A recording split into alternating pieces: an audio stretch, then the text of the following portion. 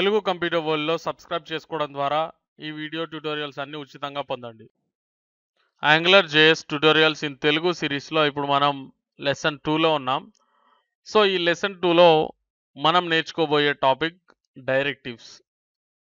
So angular JS డైరెక్టివ్స్‌ని ఇక్కడ నేను మీకోసం లిస్ట్ అవుట్ చేయడం జరిగింది.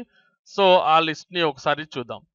The NG app directive, the NG model directive, the ng bind directive, the ng init directive, the ng repeat directive.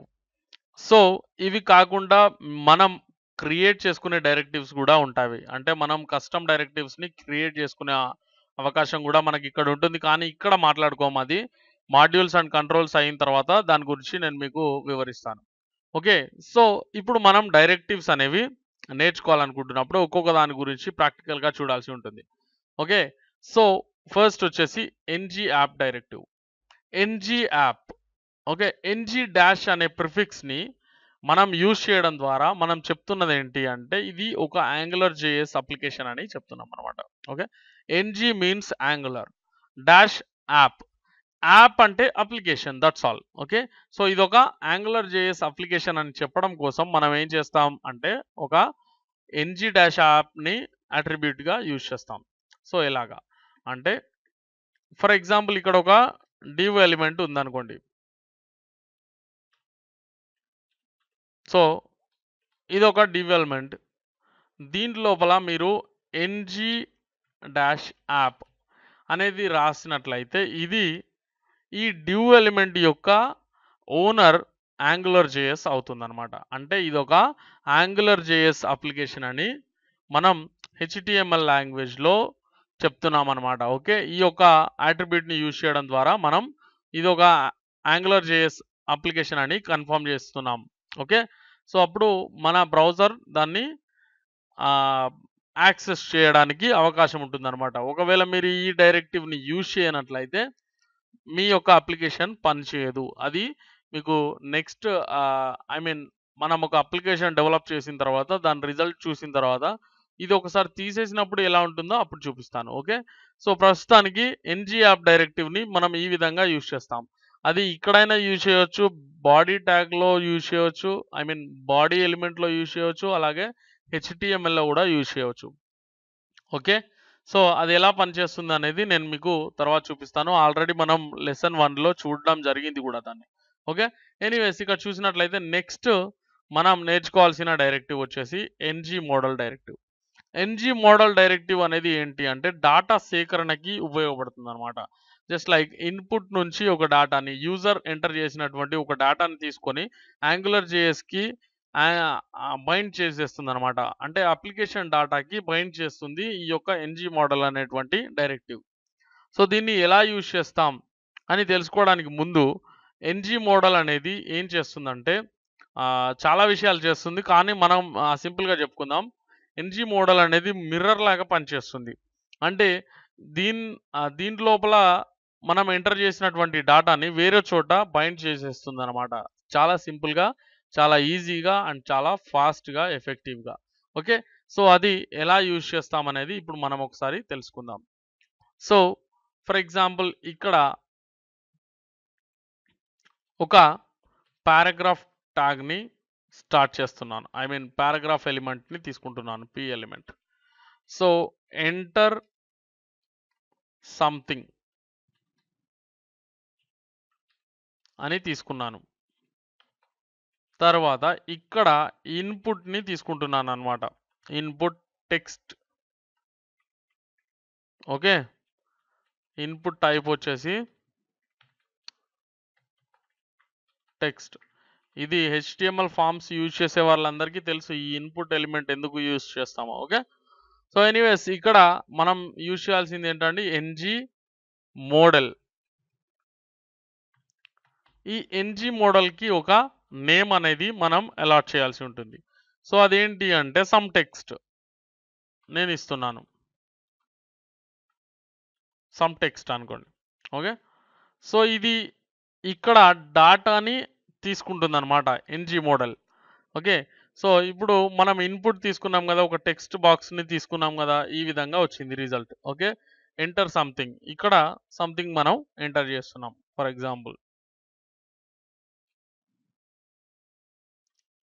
Example Telugu computer world.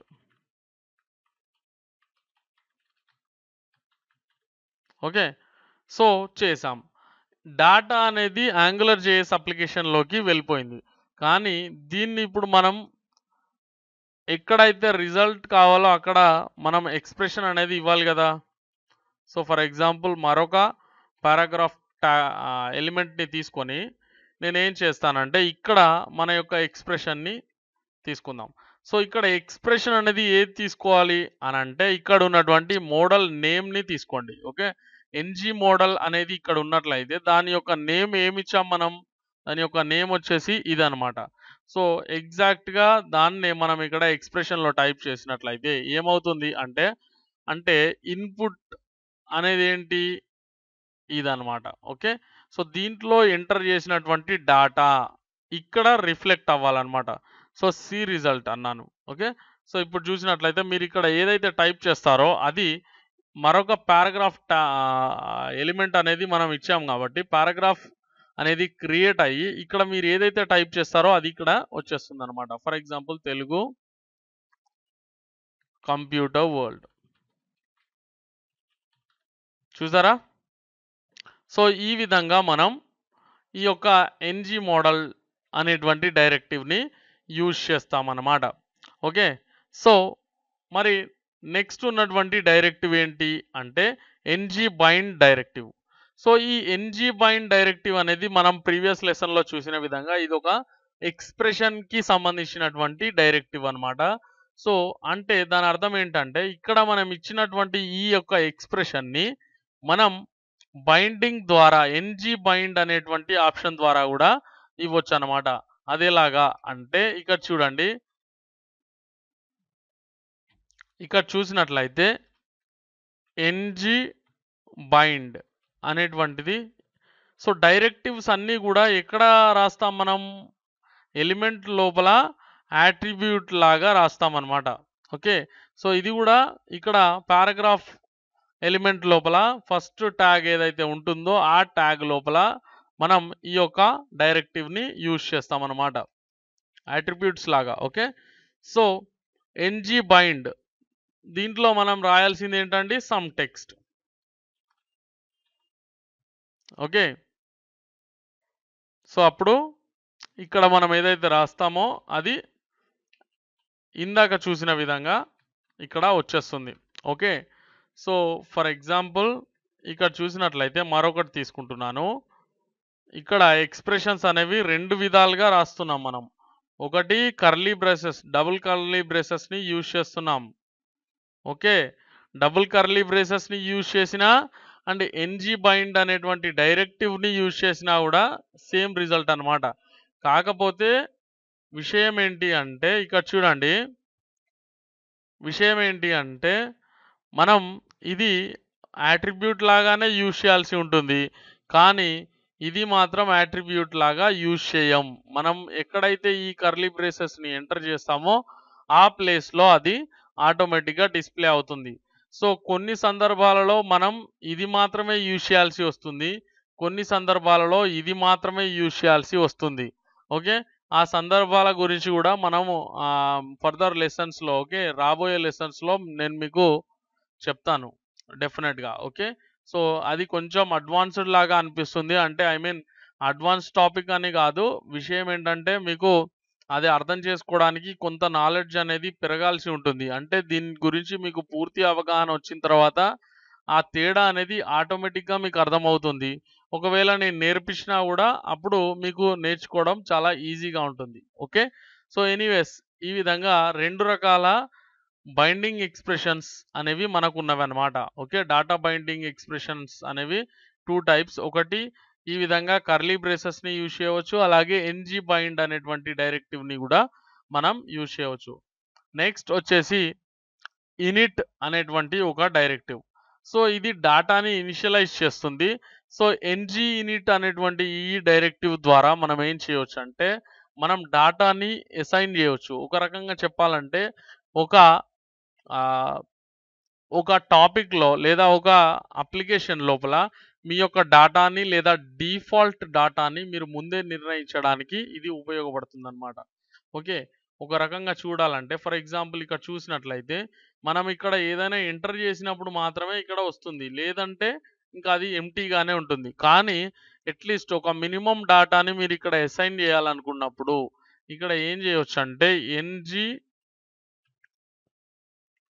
Dash in it ద్వారా మీరు మీ యొక్క వాల్యూని అసైన్ చేయొచ్చు. సో, దానికోసం మనం ఏం చేయాలంటే మళ్ళీ సమ్ టెక్స్ట్ అనేది ఇక్కడ తీసుకోవాలి. Some text is equal to ఇక్కడ సింగిల్ కోట్స్. ఓకే. ఇక్కడ ఇన్వర్టెడ్ కామాస్, ఇక్కడ డబుల్ కోట్స్ ఉన్నవి అండ్ ఇక్కడ సింగిల్ కోట్స్ అన్నమాట. మీకు కీబోర్డ్‌లో ఉంటవి చూసుకోండి. ఓకే. ఇది దాదాపు అందరికి తెలుసు. ఓకే. సో, ఫర్ ఎగ్జాంపుల్ ఇక్కడ మనం ఏదైతే ఎంటర్ చేస్తామో అది డిఫాల్ట్ డాటా లాగా వస్తుందన్నమాట. ఎక్కడ వస్తుంది?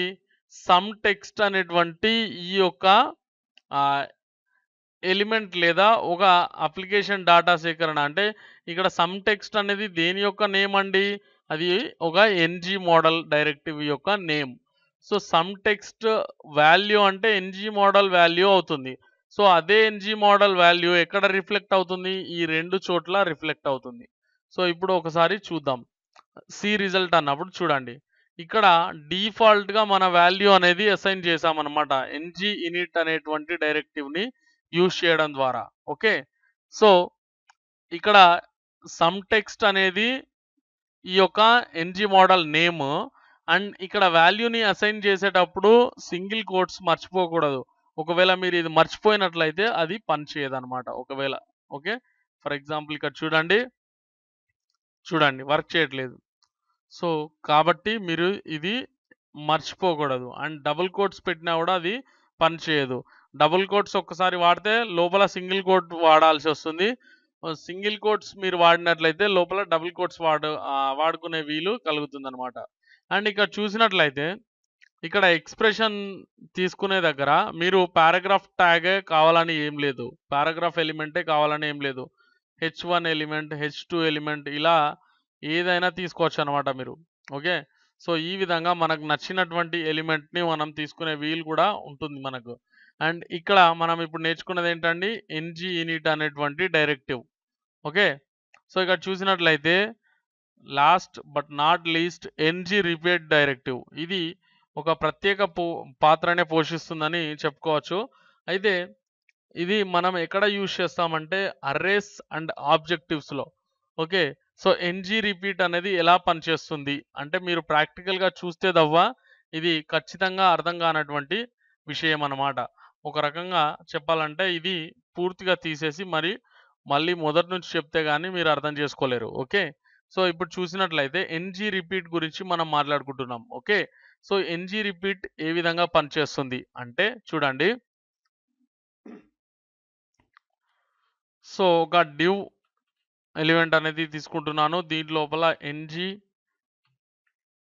యాప్. సో, ఈ విధంగా ఎంప్టీగా తీసేసుకుంటున్నాను.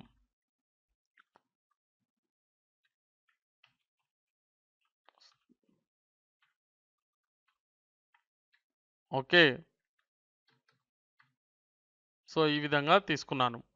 తీసుకున్న తర్వాత ఏంటి అంటే మనం ఒక డాటాని తీసుకోవాల్సి ఉంటుంది. ఎన్‌జీ రిపీట్‌ని యూజ్ చేయాలంటే ఒక అర్రేని తీసుకోవాల్సి ఉంటుందన్నమాట. సో, అది ఏం లేదండి ఎన్‌జీ ఇనిట్. ఓకే. ఈ విధంగా తీసుకున్న తర్వాత నేమ్స్ అనుకోండి. సో, అర్రే అంటే ఈ విధంగా క్రియేట్ చేసుకుంటాం గదా మనం. సో, దీంట్లోపల ఒక్కొక్క వాల్యూకి మీరు ఈ విధంగా డబుల్ కోట్స్ అనేవి యూజ్ చేయాలన్నమాట. For example Rafiq,